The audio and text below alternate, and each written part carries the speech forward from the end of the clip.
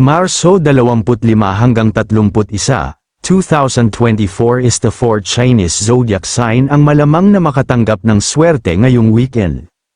Ayon sa Chinese astrology, ang horoscope ngayong linggo mula Marso 25 hanggang 31 ay may matinding pakiramdam ng swerte para sa 4 na Chinese zodiac sign na ito. Pig, ikaw ay nasa isang maswerteng linggo sa hinaharap. Ito ay isang oras na ang mga bagay ay talagang nangyayari sa iyong paraan.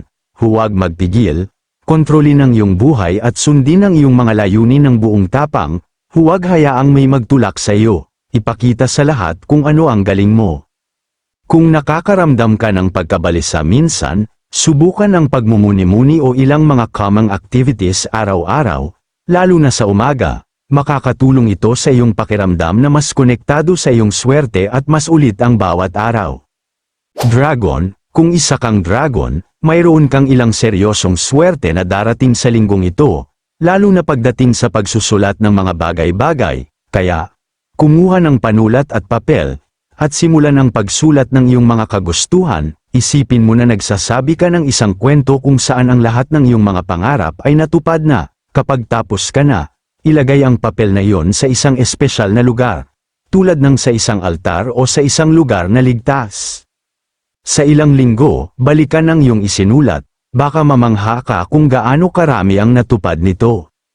Ox, ang mga taong ipinanganak sa ilalim ng mga taon ng Ox ay malamang na makaramdam ng sobrang lakas sa mga kompetisyon sa linggong ito. Kahit na hindi sila halata, panatilihing tumutok at magtiwala sa iyong sarili. Lalabas ka sa itaas, siguradong nasa panig mo ang swerte. Kung gusto mo, magsuot ng isang bagay na nagpapasaya sa iyo o nagpapanatili sa iyo na ligtas mula sa selos, ngunit mag-ingat, kung makikita ng lahat ang mga anteng-anteng na ito, maaari nilang matuno ang iyong swerte, kaya, pumili ng isang bagay na mahinahon kung kaya mo. Kabayo, sa isang nakakakuryenteng buhay pag-ibig ngayong linggo, asahan ang ilang kamanghamanghang mga sorpresa at karanasan. Makinig ka lang sa iyong instincts. Kung gumagawa ka ng isang bagay na espesyal para sa iyong kapareha, o pagpapasya kung sino ang iyong makakasama, ang swerte ay gagabay sa iyo sa mga tamang pagpipilian at ilayo ka sa anumang masama. Upang mapalakas ang iyong swerte at kumpiyansa, subukang magsuot ng rose quartz pendant. Maaari ka ring makipagtulungan sa mga rosas upang malaman ang tungkol sa balanse, sa pagitan ng kagandahan at malusog na mga hangganan sa mga relasyon.